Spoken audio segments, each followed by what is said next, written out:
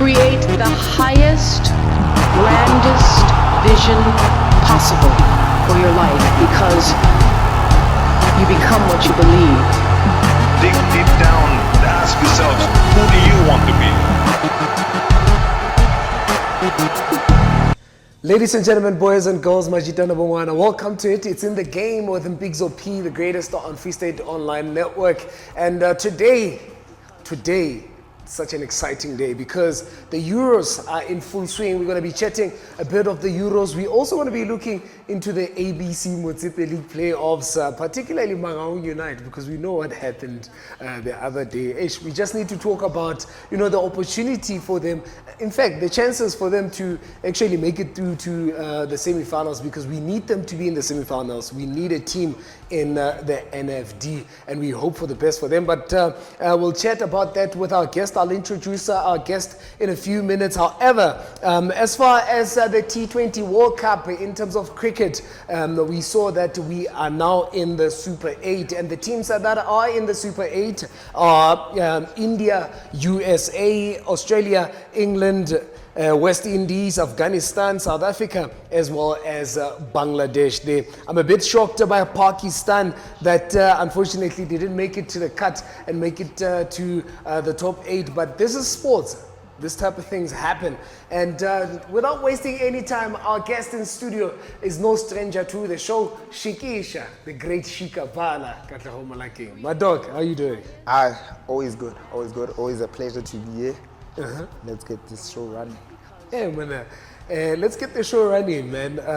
Let's start first with 𝐓𝐇𝐄 United situation, man.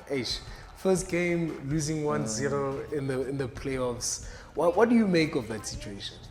It was a very tricky match. I think how they went into the tournament, they didn't go into the match playing tournament football. They went into the tournament playing exactly the way they've been playing the ABC 𝐓𝐄 League. And you must remember, in the ABC 𝐓𝐄 League, there's not much of resistance for them, because they've been winning this league for 5 years in a row, and then they were disrupted last year because they didn't win it. It was a different team going there. So I think it was a bit of complacency from their side, and even the way they conceded the goal. So I don't see them giving us much, because they're still playing same tempo from the first minute till the 90th minute. I think that's when that's where you need to decide whether you want to play beautiful football or you want to win. And I think they're too nice.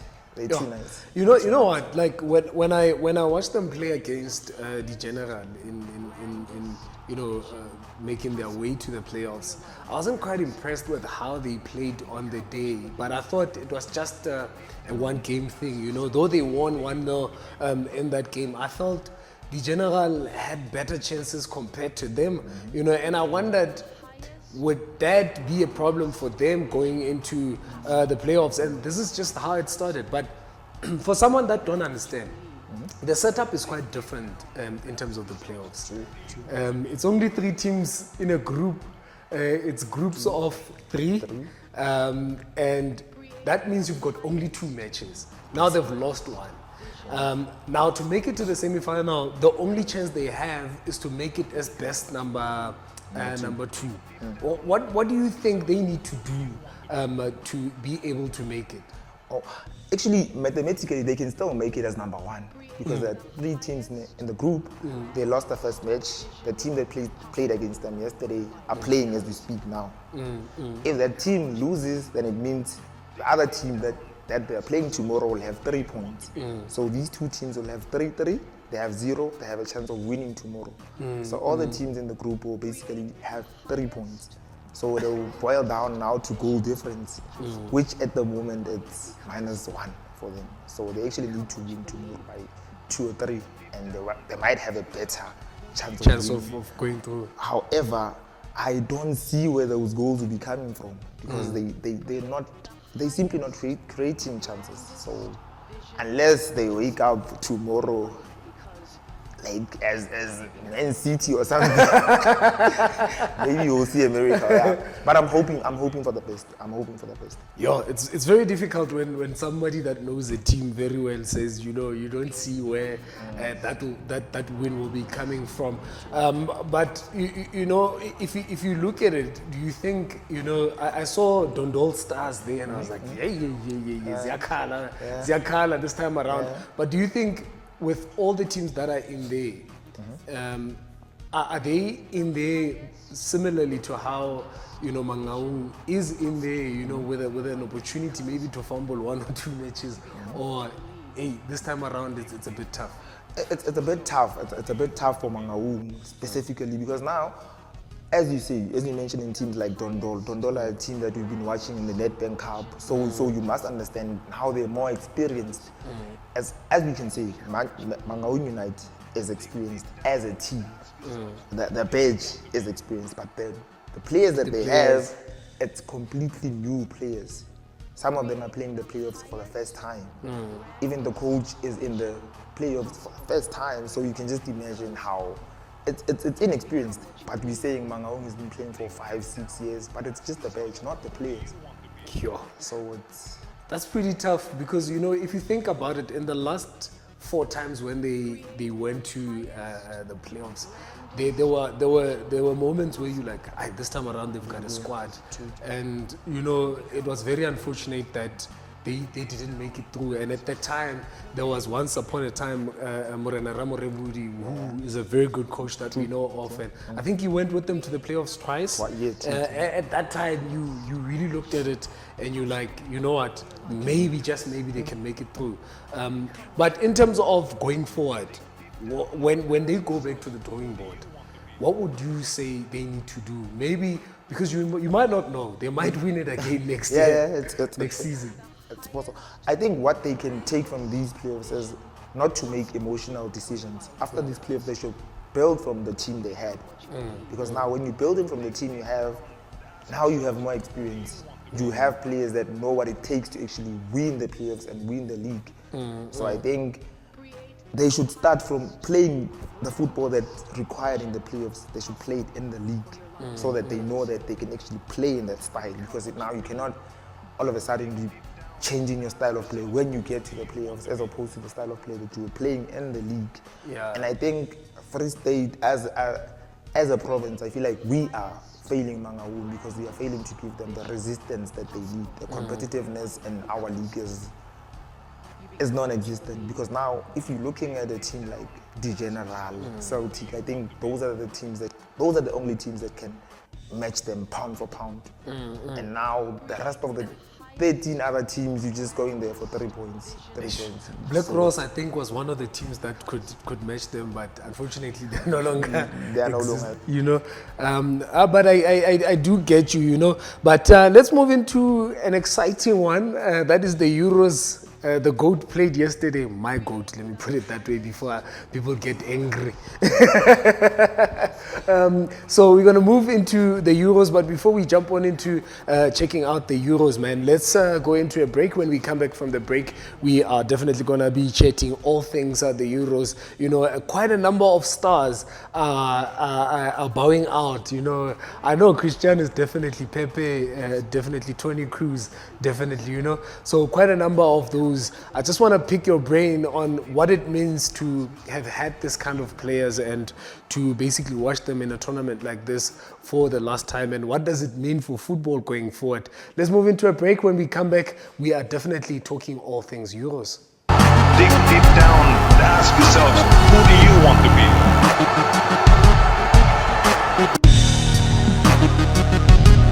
Create the highest, grandest vision possible for your life, because welcome back to In the Game with Mpixo P, the greatest on Free State Online Network, and we still have Shekesha in the house. We're talking now all things the Euros. We spoke a little bit about Mangaung United situation out in Uppington. It's looking very, very tough, but we're hoping for the best. We hope that by this weekend they'll be in the final and we'll be celebrating the fact that they are in the NFD. Never mind the 1 million. Just focus on them being in the NFT. But let's jump on into the Euros, Shekesha. What a way for Germany to open it all up for us. 5 goals, when we looked into that Group A, it was really incredible. And I honestly expected it, looking at the fact that Toni Kroos is bowing out. I mean, the boys would definitely want to send him out in style. True. Yeah, I think I don't know. I always felt that I'm half South African, half German, because now I've always loved Germany, and for them to start the tournament like that, I think they gave us a show, and I think for Toni Kroos, it's one of those moments where it's a bit emotional, because now he won the Champions League in his last competition, and now I think he's gonna win the Euros. You think he's going to win it? Definitely. But let's look into their group. Quite an easy group for them. When you look at it, you've got Switzerland, Hungary, as well as Scotland. With them as Germany, definitely expected to go through into the next round. But that group looks quite easy. I think, would one be a bit arrogant to say they can collect 9 points? Yeah, they can collect 9 points. However, as I always say, winning the matches too easily. When you're getting into the knockout phases, now you don't have the resistance. You don't know where your weaknesses are. You don't know where to change, because now when you're winning, you can't see the cracks in your team.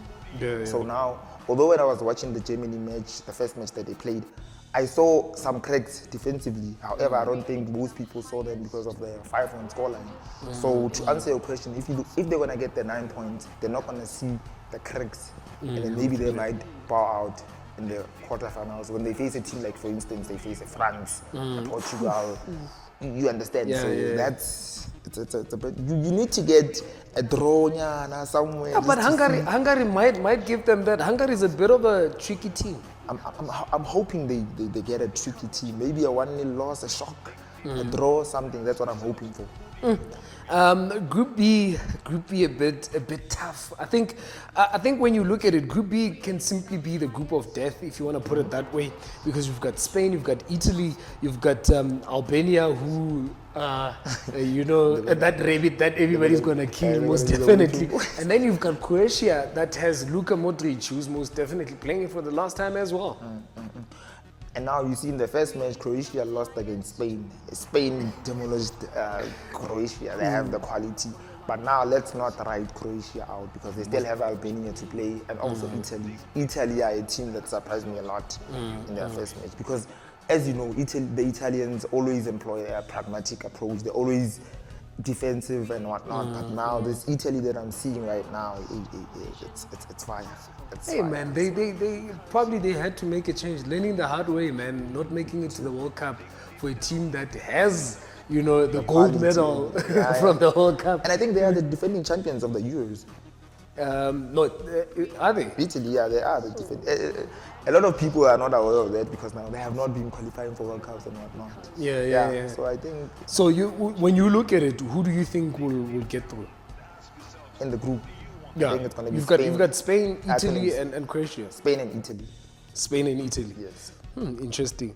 And then the team that most people talk about, but not confidently so, is in Group C. That is England, and then there's also Denmark. There's Slovenia, and then there's Serbia.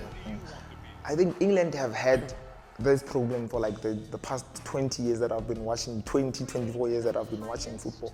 They have all the quality.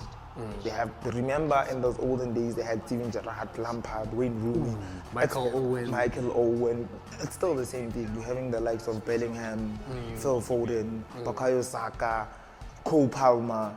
You don't know who should play where. Kane as well. Harry Kane is there. You have Bowen. It's a star-studded side. And for a coach, now it's stress. And now that stress can lead you to making mistakes, because now you have a player like Trent Alexander-Arnold, who we all know is as a right back, but now he's playing in midfield. He's converted into a midfield. You have midfielders on the bench. You have players like the Man United youngster Kobe Mainoo, who I think, my opinion, I think he should be playing where Trent is playing, because now you are gifting Trent his position basically. You're saying to Trent, okay, you're a right back, you're not good defensively, but you're good offensively. Let's give you a celebrity move and put you in midfield. But for what? You understand?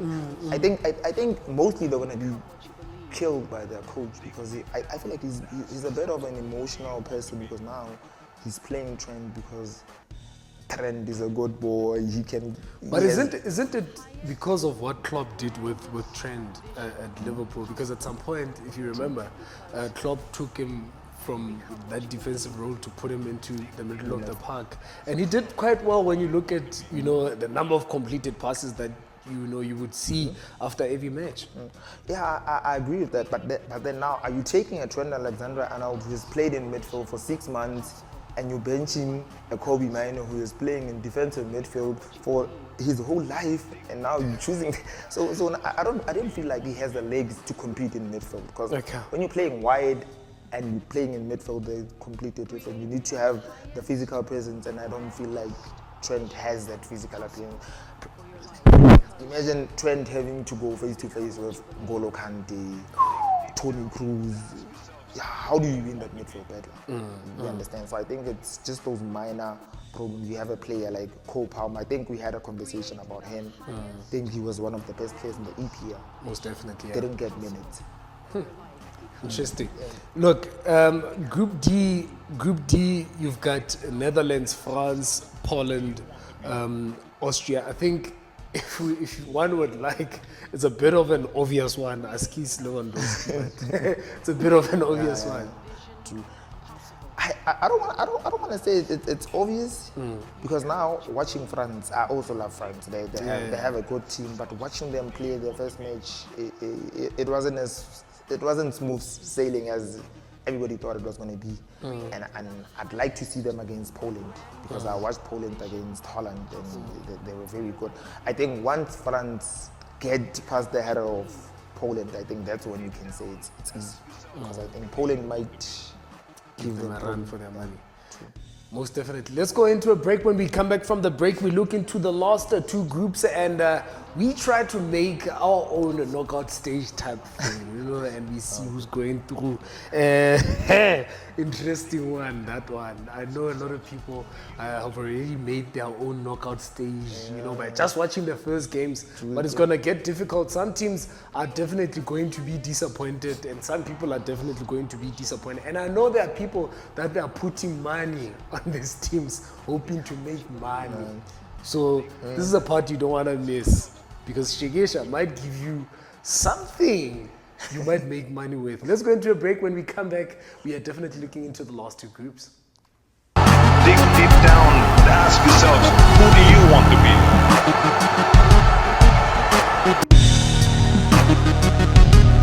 Create the highest, grandest vision possible for your life, because you become what you believe. Welcome back to In the Game with Mpixo P, the greatest, and Shekesha is still in the house, and we are talking all things the Euros 2024. Exciting times, Hey, now that I think that England lost in the final the last time they missed penalties, it's starting to get crazy. But hopefully this year they'll do better. But let's look into the last groups, right? You've got Group E, you've got Group F, and in Group E, I'm still in belief with how Group E started, and I'll tell you why. Okay. You've got Romania, you've got Slovakia, you've got Belgium, you've got Ukraine, and Belgium started on a back foot, losing 1-0. What do you make of this group? I think if you're a German and you understand football, I think you should be happy about this, because now what's interesting about the stat is that when you watch the World Cup, who won the World Cup? Who won the World Cup? Argentina won the World Cup. How did they play in their first match? They played against Saudi Arabia, and they lost 1-0. That was the match that all the players got Bentleys, each of them. but they eventually won. So what I'm trying to say is, if you lose in your first, it's better to lose in your first match, because now that's when you get the time to rectify your mistakes. So it's always a good time to lose at the beginning. So I think they all fixed their mistakes, because now I think how they went into the match, they went with 2 defensive midfielders. They played Doku on the left. It was a bit confusing on the right, actually. It was a bit confusing. So now they know who to play, where, how, when. So I think So you think going forward now Belgium is going to get better? yeah, I think they have to get better. They have to get better. I hope they do. They have to I get hope they do. You know, this kind of start sometimes, I understand with Argentina, like it went all the way. I didn't even want to talk about Argentina winning the World Cup. You know why? Never mind. But I think with Argentina, it's a different, ball game altogether. When you look at that squad and when you look at the players that were in there, but you look at Belgium, you start to think about it.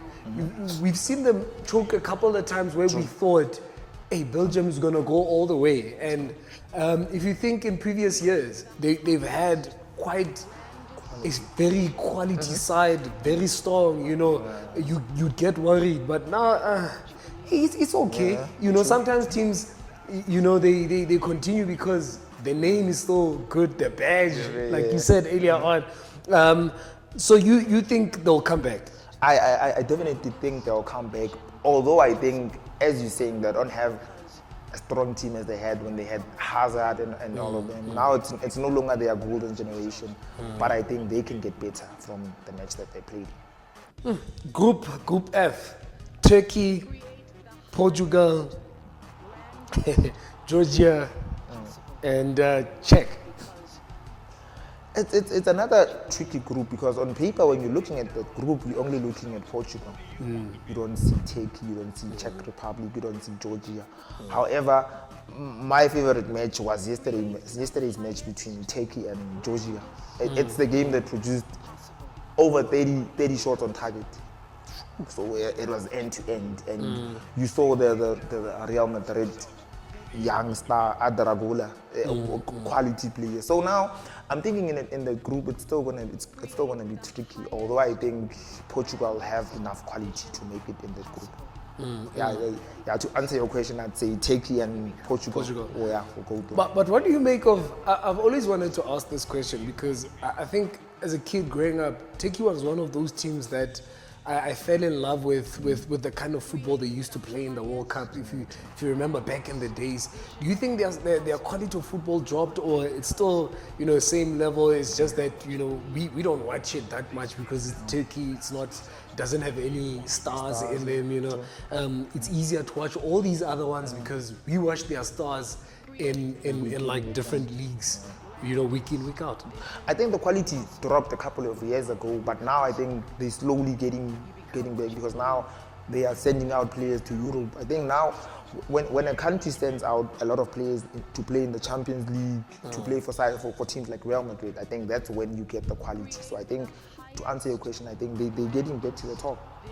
Okay, let's go back to the top. Group A. Now we need to just say, make out the teams that we think are going straight to the knockouts. Germany, Switzerland, Hungary, Scotland. Germany, Switzerland. Spain, Italy, Albania, and Croatia. Spain, Italy. Yeah. So you're writing Croatia out? They're out. Yeah. Okay. England, Denmark, Slovenia, Serbia. England. This is a tricky one. England, Serbia. England and Serbia. Serbia haven't won a game, by the way. Yeah, but I'm answering. Okay. They only played one match. Okay. You've got Netherlands, France, Poland, and Austria. Netherlands, France.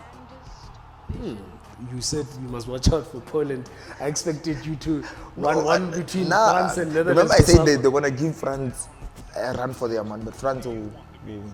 Okay. Romania, Slovakia, Belgium, and Ukraine. Belgium, Romania. Turkey, Portugal, Czech, Georgia. Turkey, Portugal. Taking Portugal. Taking Portugal, right? Those are the ones that you think are going all the way. All the way. But in terms of, players that you think for you personally, since you watched, from the start, that might stand out, in this tournament. We usually have players that really, really stand out in tournaments. Players that sometimes we never, watch, but they, how Fallen came to South Africa and by the end of the tournament, everybody was talking about Fallen when we expected to be talking about Messi and Ronaldo. True. Yeah. Are there any players that, you spotted so far? I think the player that I spotted that player yesterday, Adragola, the one who's playing for Real Madrid. He hadn't played this season because of injuries and, of course, the stars that are at Real Madrid. But after watching him yesterday, I think, he's one to watch. He's one to watch. With the legends that are saying goodbye, which one do you think might give us, an exciting time to just say goodbye to them? Toni Kroos. I don't want to say Ronaldo, Toni Kroos. Toni Kroos. It's his year. It's written in the stars. Champions League winner, Euro winner, and then he says goodbye. And for some odd reason, I'll tell you something funny. I love Ronaldo. I love him. I'm a Ronaldo. I can tell. But I thought I'll be more emotional with Ronaldo playing the Euros for the last time, but I'm a bit more emotional with Toni Kroos playing, in the Euros for the last time. He's been such an impactful player that we haven't really paid attention to. Now that you look at his career and you look back, you're like, yo.